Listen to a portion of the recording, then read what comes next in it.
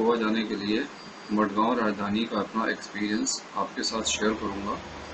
इसमें मैं आपको फर्स्ट क्लास और थर्ड एसी के अंदर थोड़ा अंतर भी बताऊंगा, और यदि आपकी छोटी फैमिली है और बजट है तो आपको इससे अच्छा चांस कोई नहीं मिल सकता।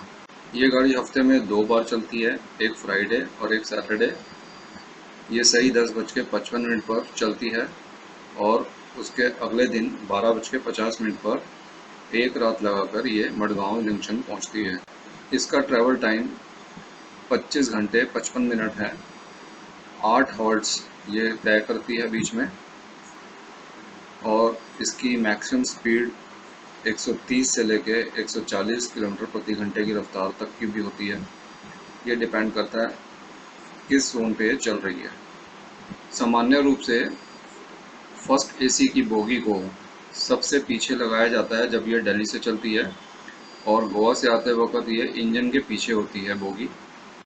यह बोगी आगे पीछे इसलिए दी जाती है ताकि बाकी बोगी से इसकी कनेक्टिविटी दूर रहे और लोगों का आवागमन यहाँ पे कम रहे, जिससे कि प्राइवेसी का ध्यान दिया जा सके। इसके अलावा एसी 2 टियर 5 बोगीज इसके आगे लगी होती हैं। उसके बाद इसकी पेंट्री कार लगी होती है। इसके बाद एसी 3 टियर की 9 बोगीज इसमें लगी रहती है। इस प्रकार से इस गाड़ी में सारे कोचेस की पोजीशन होती है। फूड के लिए आप अपना ऑप्शन डाल सकते हैं। आप नॉन वेज और वेज किसी भी एक विकल्प को चुन सकते हैं। उसी प्रकार से आपको ट्रेन के अंदर सर्व किया जाएगा।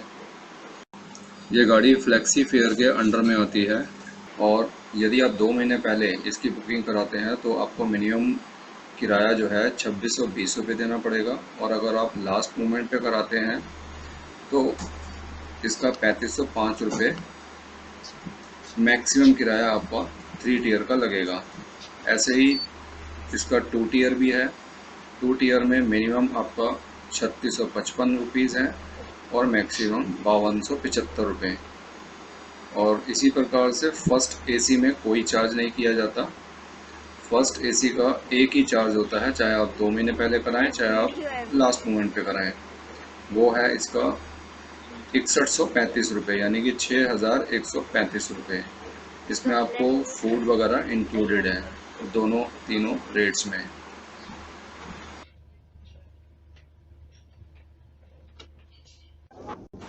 जैसा कि आप देख पा रहे हैं, दिल्ली को छोड़ने के बाद ओखला आते ही इस गाड़ी ने अपनी स्पीड को पकड़ लिया है, और इस तरह की स्पीड के नज़ारे आप पूरे रास्ते देखते जाएंगे। LHB कोचेस होने के कारण अंदर के बैठे लोगों को आपकी स्पीड का अनुमान ही नहीं होता, जबकि बाहर के लोगों को पता चलता है ये स्पीड बहुत ज़्यादा है। इस स्पीड से ये 1 घंटे 7 मिनट में मथुरा का सफ़र तय कर लेती है। मथुरा के बाद यह गाड़ी अपने अलग लाइन पकड़कर कोटा की तरफ राजस्थान की ओर चल देती है, जबकि सीधी लाइन भोपाल के लिए चली जाती है। यहीं से लाइनों का डिवीज़न हो जाता है। ये गाड़ी जिन जिन स्टेशनों पर रुकेगी मैं उसके बारे में भी आपको बता देता हूँ। ये दिल्ली से हज़रत निज़ामुद्दीन से चलेगी 10:55 पर। उसके बाद ये कोटा रुकेगी 3:20 पर 10 मिनट के लिए। फिर ये वडोदरा पहुँचेगी रात के 10:20 पर 18 मिनट रुकेगी, क्योंकि यहाँ पर इंजन भी चेंज होता है। और उसके बाद सूरत पहुँचेगी रात के 1:13 पर, यहाँ सिर्फ 3 मिनट रुकेगी। उसके बाद वसई रोड रात के 3:10 पर आएगा, यहाँ 5 मिनट रुकेगी। फिर मॉर्निंग में 4:25 पे पनवेल आता है, यहाँ पर ये 5 मिनट पे रुकती है। 4:25 पर ये पहुँचती है पनवेल। उसके बाद ये रत्नागिरी 9 बजे पहुँचेगी अगले दिन, और 5 मिनट रुकती है। और कुडाल 10:46 पर यहाँ सिर्फ 2 मिनट रुकती है। और इसका थीविम स्टेशन 11:36 पर आता है, जो 2 मिनट रुकती है। और अंत में मडगांव जंक्शन, जहाँ पे 12:50 पर पहुँचती है। हाँ, मैं ये भी बता दूं कि जनरली फर्स्ट क्लास के बोगी की बुकिंग में आपका केबिन मेंशन नहीं किया जाता, जैसे कि आपकी दूसरे स्लीपर क्लास में सीट्स का मेंशन किया जाता है। यहाँ पर फैमिली के अकॉर्डिंगली पहले रेलवे अथॉरिटी चेक करती है, जब तक फुल नहीं हो जाती उसके बाद ये अपने अलग अलग केबिन्स को असाइन करती है। मियाँ बीवी और सिंगल चाइल्ड के लिए कूपे को प्रेफ़र किया जाता है, जबकि बड़ी फैमिली के लिए केबिन को प्रेफ़र किया जाता है। बाकी बचे लोगों को अलग केबिन असाइन कर दिया जाता है। आपके केबिन की सूचना जर्नी करने से एक रात पहले आपके रजिस्टर्ड मोबाइल पर रेलवे द्वारा दे दी जाती है। अगर हम हॉस्पिटैलिटी की बात करें तो फर्स्ट क्लास के यात्रियों का स्पेशल ध्यान रखा जाता है। यह मथुरा से पहले आपको सारे बेसिक सामान दे दिए जाएंगे, जिसमें कि आपका न्यूज़पेपर, मैगज़ीन और पीने का पानी से लेकर के एवरीथिंग। उसके बाद यहाँ पर आपको सबसे पहले टमाटो सूप सर्व किया जाएगा और बाद में जब कोटा आने से पहले आपको लंच भी प्रोवाइड किया जाएगा। लंच में जैसे कि मैंने आपको पहले बताया, ये ऑप्शनल है। आप वेज और नॉन वेज कोई भी ऑप्ट कर सकते हैं बुकिंग कराते वक्त, लेकिन ऐसी कोई कंडीशन बाद में नहीं होती, क्योंकि बाद में आपकी चॉइस बदल भी सकती है, इसलिए आप यहाँ पर अपना ऑप्शन भी बदल के ले सकते हैं। जैसा कि वीडियो की शुरुआत में मैंने बताया था कि मैं दोनों बोगीज़ थर्ड एसी और फर्स्ट एसी में कुछ तुलना भी करूंगा। पहला फ़र्क खाने का है। थर्ड एसी के अंदर जो भोजन पहले से चढ़ा होता है उसको केवल गर्म करके दिया जाता है। फर्स्ट एसी में ऐसा नहीं होता। अगर वो पहले से भी चढ़ा हुआ है उसके बावजूद भी आप अपना स्पेशल खाने का ऑर्डर दे सकते हैं। यदि आप प्याज और लहसुन नहीं खाते तो वो उसके बिना भी भोजन को तैयार करवा सकते हैं। दूसरा, थर्ड एसी में अंदर के शोर और खिड़की ना होने के कारण यदि आप बाहर की रिकॉर्डिंग करना चाहें तो आप अच्छे से नहीं कर पाते हैं। तीसरा, सारी ट्रेनों की अपेक्षा राजधानी एक्सप्रेस में क्राउड बहुत ही अच्छा होता है, चाहे वो थर्ड एसी का ही क्यों ना हो। लेकिन यदि आपका पड़ोसी सहयोगी नहीं है तो पूरे रास्ते आपको उसको झेलना पड़ता है। चौथा, अगर आपको एसी ज़्यादा कूल कर रहा है तो आप टेक्नीशियन को बुलाकर एसी को कंट्रोल करवा सकते हैं, लेकिन यहाँ पर हो सकता है कि आपका सहयोगी आपका साथ ना दे। पांचवा, लोगों का आवागमन यानी कि आना जाना काफ़ी लगा रहता है, इसलिए प्राइवेसी का कोई ध्यान नहीं होता। लेकिन फर्स्ट एसी में ऐसा कुछ नहीं होता। यदि आप अपनी केबिन का एसी को कंट्रोल करवाना चाहें तो वो कर सकते हैं। आप वीडियोग्राफी शांति से कर सकते हैं। आपको खाने में ऑप्शन ज़्यादा है और आपको इसके साथ साथ सिक्योरिटी ज़्यादा मिलती है। इसके अलावा फर्स्ट एसी में यदि आप कुछ स्टेशन से ख़रीदना चाहते हैं तो आप किसी भी वेंडर को बोल सकते हैं जो आपके बोगी के अंदर होता है, और वो उस चीज़ की कोई फ़ीस नहीं लेता और आप सेफली उससे सामान ले सकते हैं।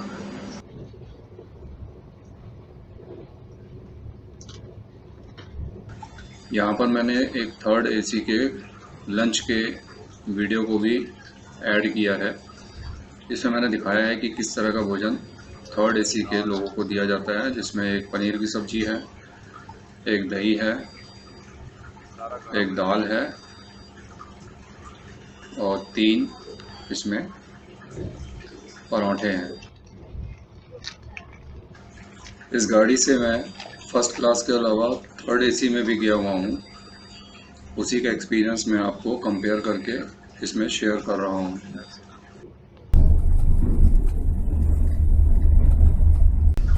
यह गाड़ी सही 3:30 बजे कोटा जंक्शन पहुँचती है। यहाँ से आप छोटे मोटे खाने पीने की परचेसिंग कर सकते हैं। यदि आप फर्स्ट क्लास में सफ़र कर रहे हैं तो आप अपने केबिन के अटेंडेंट को बोल सकते हैं, वह आपको तुरंत कुछ ना कुछ ख़रीद के ला के दे देगा जो आप उससे मंगवाएंगे, जिसके लिए कोई वो चार्ज भी नहीं करेगा। यहाँ पर फर्स्ट एसी में मैंने अपने अटेंडेंट से केले मंगवाए थे जो कि उसने तुरंत ला के मुझे दिए। क्योंकि सफ़र लंबा है, इसके बाद रतलाम आता है जहाँ ये नहीं रुकती है 7 बजे के आसपास, और इस बीच आप ट्रेन के अंदर दोपहर में आराम कर सकते हैं। शाम को आपके अटेंडेंट आपको शाम का ब्रेकफास्ट लाएंगे 5 बजे के आसपास। उनको बोला जा सकता है कि मैं 2 घंटे सो रहा हूँ, मुझे डिस्टर्ब नहीं करें। आप आराम से अपना दोपहर की नींद ले सकते हैं ताकि आप आगे के सफ़र के लिए फ्रेश रहें।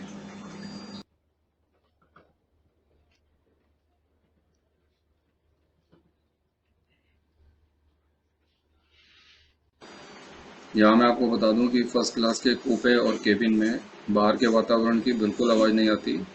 ये टोटली साउंड प्रूफ होता है। आप देख सकते हैं इसमें बाहर के वातावरण की बहुत कम आवाज़ आ रही है।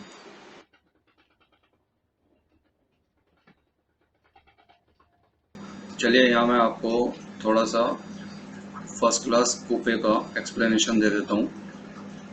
आपको मैं थोड़ा सा विस्तार से बतला देता हूँ कि इसमें क्या क्या होता है। यहाँ पर ये पहला स्विच आपको अपने अटेंडेंट को बुलाने के लिए दिया गया है। यदि आपको कोई काम हो तो आप इसको दबा करके उसे बुला सकते हैं। दूसरा स्विच जो है ये नाइट लैम्प के लिए है। तीसरा स्विच जो है सॉकेट के लिए है, जहाँ से आप मोबाइल चार्ज कर सकते हैं।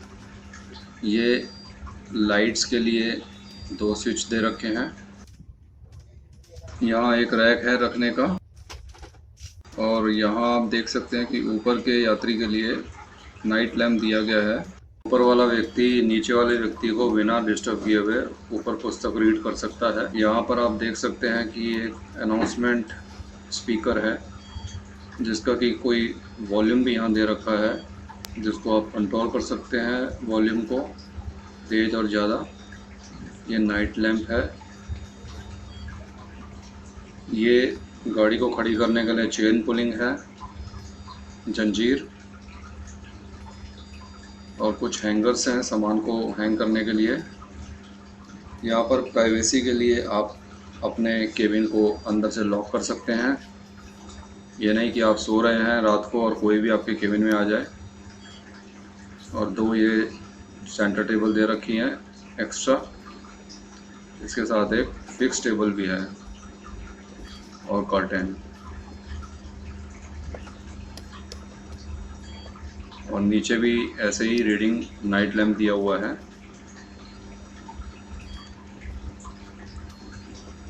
और ऊपर भी पहले से ही आपको बताया है दिया हुआ है।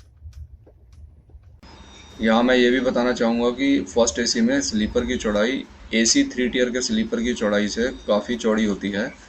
लगभग 25% का अंतर होता है। यहाँ आप खोल करके सो सकते हैं। ये जर्नी दिल्ली से गोवा 10 जून की है, जब पूरे उत्तरी भारत में बहुत गर्मी पड़ रही होती है। इस वक्त पश्चिम और दक्षिण भारत में मानसून प्रवेश कर जाता है, और जैसे जैसे हम आगे जाएंगे शीतों की बौछार हमें आती रहेगी। और ये नागदा स्टेशन है जो 4:25 पर ये इसको क्रॉस कर रही है। इसके बाद आपका अटेंडेंट शाम 5 बजे के बाद आपके सामने इवनिंग ब्रेकफास्ट प्रस्तुत करेगा, जिसमें समोसे या कचौड़ी का एक ऑप्शन भी है। ये कुछ इस प्रकार से होगा। रतलाम जंक्शन है। लगभग शाम के 7 बजे ये रतलाम स्टेशन पहुंचती है, जहां पर ये गाड़ी नहीं रुकती है। लेकिन अगर आप दुरंतो एक्सप्रेस से जा रहे हैं तो वो यहाँ पर सवेरे 7 बजे पहुंचती है, जो यहाँ रुकती है। यह गाड़ी रात 8:15 बजे के आसपास गुजरात में प्रवेश करती है और वडोदरा की तरफ बढ़ती है।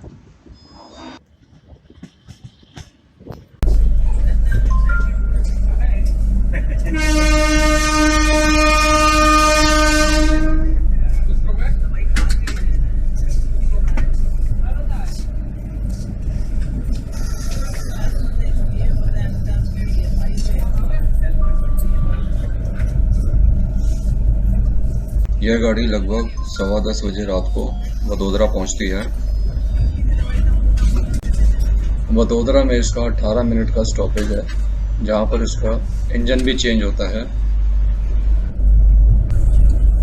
वडोदरा गुजरात का बहुत बिजी स्टेशन है, और जहाँ तक साफ सफाई का ख्याल है बहुत अच्छे से रखी जाती है।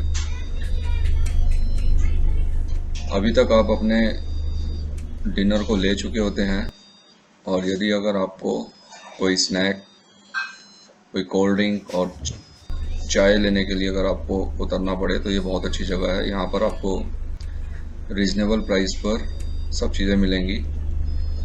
और सबसे बड़ी बात तो ये है कि आपको यहाँ के प्रसिद्ध पकौड़े खाने को मिलेंगे, जो कि मिर्च के साथ मिलेंगे, जिसमें कि मिर्च बिल्कुल भी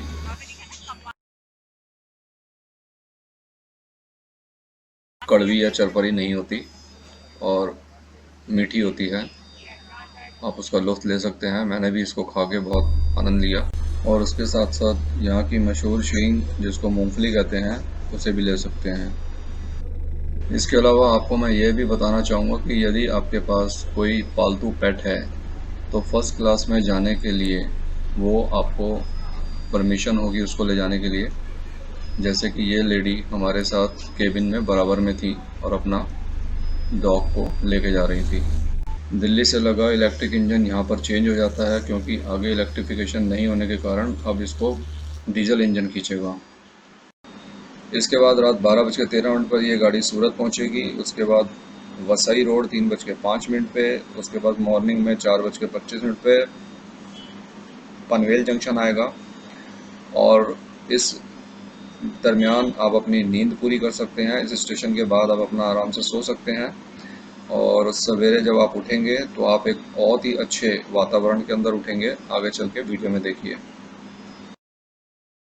पता है यहाँ पकोड़े कैसे दे रहे थे? पकोड़े मैंने मसाला नहीं डाल रहा, तल के साफ थे। मैंने 10 रुपए के 5 पीस लिए खाने के लिए। मिर्च डाल के दे रहा है, और मिर्च भी ऐसी मीठी की पता नहीं। 5 रुपए की चाय, 10 रुपए का लेस, लूट नहीं थी। जो मार्केट रेट है सेम वो रेट वही दे रहा है। और 5-5 रुपए के गुड्डे, तो बिस्किट नहीं देना आपके लिए सवेरे के लिए। यह सूरत स्टेशन है। सिर्फ गाड़ी यहाँ पर 3 मिनट के लिए रुकेगी। यदि कोई भी परचेसिंग करनी हो तो जल्दी से कर लीजिए। ये वसई रोड का स्टेशन है। मेरी सलाह आपसे ये है कि रात के समय यहाँ पर स्टेशन पर कोई नहीं होता, इसलिए आप गाड़ी से ना उतरिए।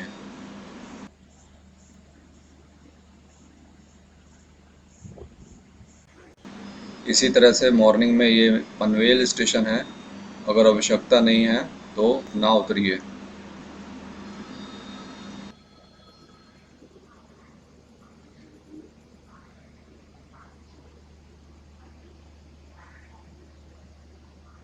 जैसे ही आप भोर में उठेंगे आपको ये दिलकश नज़ारे देखने को मिलेंगे जो आपके मन को मोह लेंगे, जिसके लिए आप इतनी दूर आए हैं। बादलों की ये सही है, लग रहा प्लेन में, ट्रेन की वजह प्लेन में। दरअसल 10 जून के बाद रेलवे का मानसून टाइम टेबल इस पर लागू हो जाता है, जिसमें कि राजधानी की स्पीड यहाँ स्लो हो जाती है। अब यहाँ से कोंकण रेलवे शुरू हो जाता है और बम्बई की ट्रेनें भी यहाँ से लग जाती हैं। सिंगल ट्रैक होने के कारण यहाँ गाड़ी को धीरे चलना पड़ता है और मानसून की वजह से यहाँ गाड़ी को स्लो कर दिया जाता है। इसलिए यहाँ पर मनमोहक छोटे छोटे स्टेशनों पर गाड़ी को रोक दिया जाता है। जब तक सामने वाली ट्रेन नहीं निकलेगी तब तक इसको निकलने नहीं दिया जाएगा। आप इन स्टेशनों पर अपना एंजॉय कर सकते हैं। इसलिए गाड़ी कभी कभी 2 से 2.5 घंटे लेट भी हो जाती है।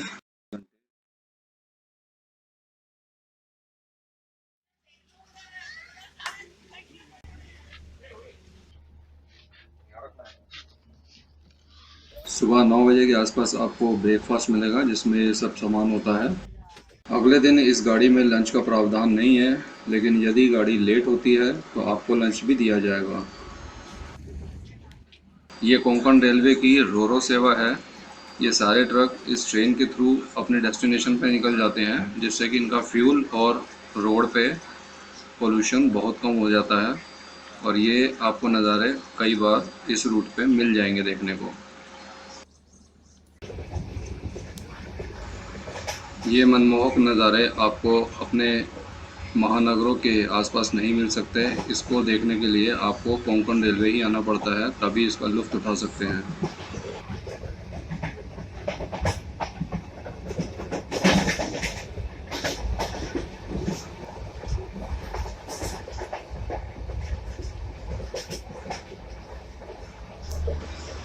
रास्ते में आपको ऐसी डबल डेकर ट्रेन भी आपको देखने को मिलेंगी।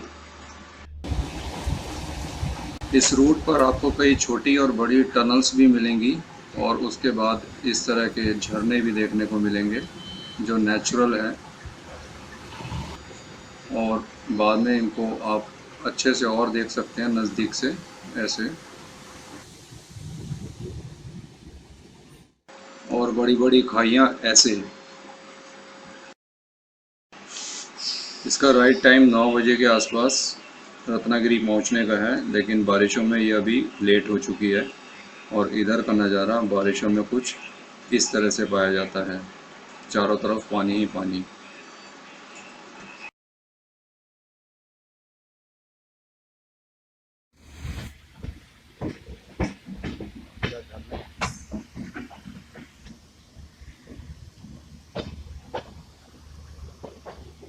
ऐसे पानी बहता है यहाँ। रत्नागिरी स्टेशन पर आपको फलों का अच्छा पैकेज मिल जाएगा। आपको ताज़े केले और उसके अलावा हाफूस आम और अल्फांसो आम का पैकेज मिल जाएगा। ये पैकेज मैंने 100 रुपये का ख़रीदा था।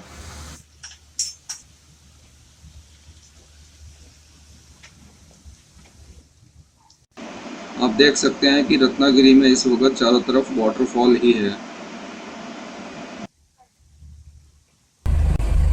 यहाँ पर छोटे छोटे स्टेशन इतने खूबसूरत हैं कि मन को मोह लेते हैं, और यहाँ पर आप नेचुरल बर्ड्स की आवाज़ भी सुन सकते हैं।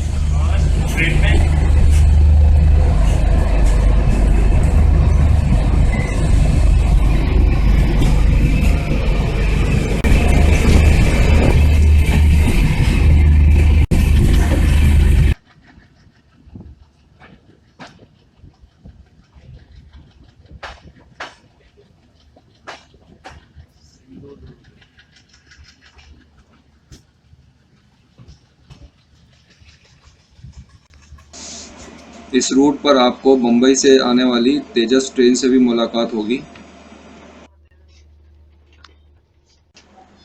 इस रूट पर आप स्थानीय लोगों द्वारा की गई खेती को भी देख सकते हैं।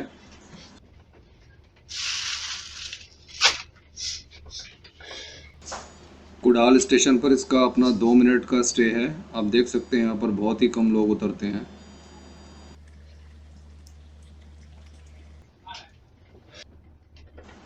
बीच बीच में इस ट्रेन को स्पीड का भी मौका मिलता है।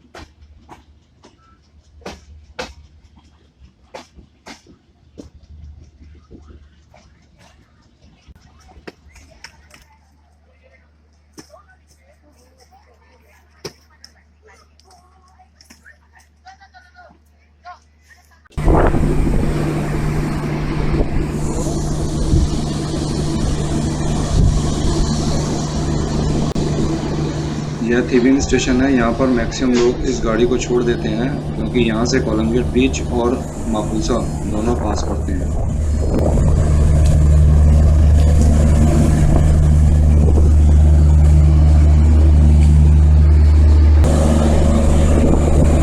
पास कहीं समुद्र भी है बेटा।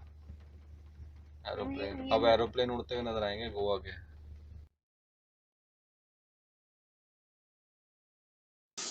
यह करमली रेलवे स्टेशन है। गोवा में रुकने के लिए मडगांव की अपेक्षा पंजिम अच्छा विकल्प है। वहाँ पूरी सुख सुविधाएं हैं। पंजिम यहाँ से मात्र 13 किलोमीटर दूर है, जो कि ऑटो वाला सिर्फ 600 रुपये और टैक्सी वाला 1200 रुपये में पहुँचा देगा। करमली उतरने के लिए आपको दिल्ली से गोवा संपर्क क्रांति को पकड़ना चाहिए, राजधानी एक्सप्रेस को नहीं, क्योंकि राजधानी एक्सप्रेस यहाँ पर नहीं रुकती है। गोवा संपर्क क्रांति लगभग 1 बजे दिन में यहाँ पहुँचाती है। ये ज्वारी नदी से पहले एक एरोप्लेन व्यू का स्पॉट है, जहां पर आपको एरोप्लेन बहुत नीचे तक दिखाई देंगे, क्योंकि वास्को दा गामा का एयरपोर्ट आगे ही है। और आप देख सकते हैं ये ज्वारी नदी है, जो इस वक्त काफ़ी ऊपर तक आई हुई है। यहाँ मैं आपको बता दूं कि यदि आप करमली से पंजिम जाना चाहेंगे तो वहाँ से मात्र 13 किलोमीटर पंजिम की दूरी है, जिसमें ऑटो वाला 600 रुपये और कार वाला 1200 रुपये तक ले सकता है। यदि आप मडगांव उतरते हैं और कार पकड़ते हैं तो वो लगभग 2000 रुपये चार्ज कर सकता है और ऑटो वाला वहाँ से नहीं मिलता। वैसे मडगांव से पंजिम की दूरी लगभग 37 किलोमीटर दूर है। इसके अलावा आप मडगांव में भी होटल्स में रुक सकते हैं। यहाँ पर भी रीज़नेबल और अच्छे होटल आपको मिल सकते हैं। इसके अलावा मडगांव साउथ गोवा में आता है और यहाँ पर कोलवा बीच ज़्यादा फेमस है।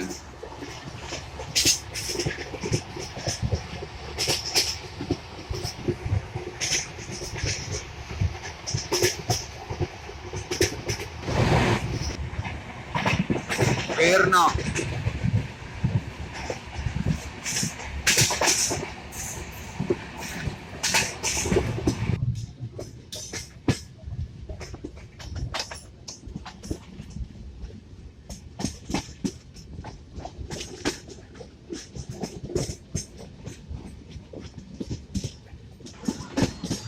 आगे अब मेजोडा जंक्शन आने वाला है, जहाँ से वास्को की ट्रेन भी अटैच होंगी।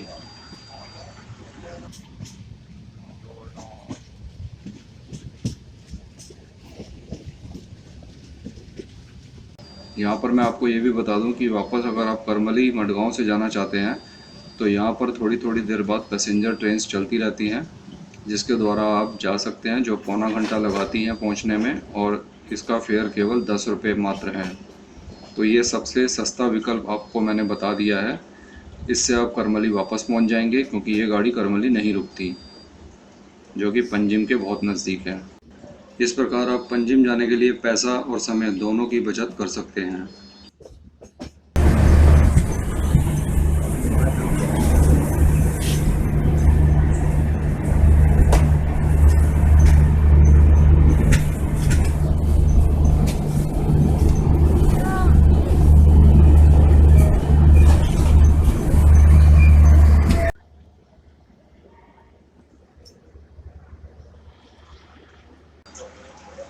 बातों ही बातों में आखिर लास्ट डेस्टिनेशन आ ही गया, मडगांव जंक्शन, जहां तक कि ये गाड़ी होती है। इस गाड़ी में मैंने अपने सफ़र को बहुत अच्छे से एंजॉय किया। इस गाड़ी में मेरा सफ़र अच्छे होने के साथ साथ इनके स्टाफ के साथ भी अच्छा रहा। मैंने ना केवल इसमें 3rd AC बल्कि 1st AC दोनों में सफ़र किया है और दोनों के स्टाफ से मुझे कोई शिकायत नहीं है। इसके अलावा मैं आपको यहाँ पर यह बताना चाहता हूँ कि मानसून के सीज़न में इस गाड़ी का टाइम टेबल 14:20 पहुँचने का है, यानी कि 2:20 पर, और जनरली ये गाड़ी 2 घंटे लेट हो ही जाती है, क्योंकि मानसून के टाइम में ये गाड़ी को ज़्यादा नहीं भगा सकते और ये सेफ्टी भी है। और यहाँ पर इस टाइम पर ये 14:20 की बजाय 4:20 पर पहुंची थी, लगभग 2 घंटा लेट थी ये। और यदि आप गोवा जाने का प्लान बना रहे हैं तो आप सबको मेरी तरफ से wish you all the best. और इस एपिसोड के आगे मैं और भी कुछ वीडियोस बनाऊंगा, जिसमें आपको बताऊंगा कि कहाँ पे आप रुकें, कहाँ पे आप फैमिली के साथ रेस्टोरेंट्स में जाएं, और किन किन टूरिस्ट स्पॉट पर जाएं और कैसे जाएं, और इसके लिए ऑटो और टैक्सी के फेयर्स क्या हैं, और इसके अलावा आपको किस किस होटल्स में कॉम्प्लीमेंट्री ब्रेकफास्ट आपको मिल सकता है। और इसी से संबंधित मैं आपको वीडियो बनाऊंगा, आप ज़रूर वॉच कीजिएगा। यहाँ से बाहर निकलकर आपको प्रीपेड टैक्सी स्टैंड मिलेगा, जो गवर्नमेंट के द्वारा रजिस्टर्ड होता है। आपको वहीं से ही अपनी टैक्सी को अपने होटल के लिए ले जाना चाहिए। और इस वीडियो को देखने के लिए धन्यवाद।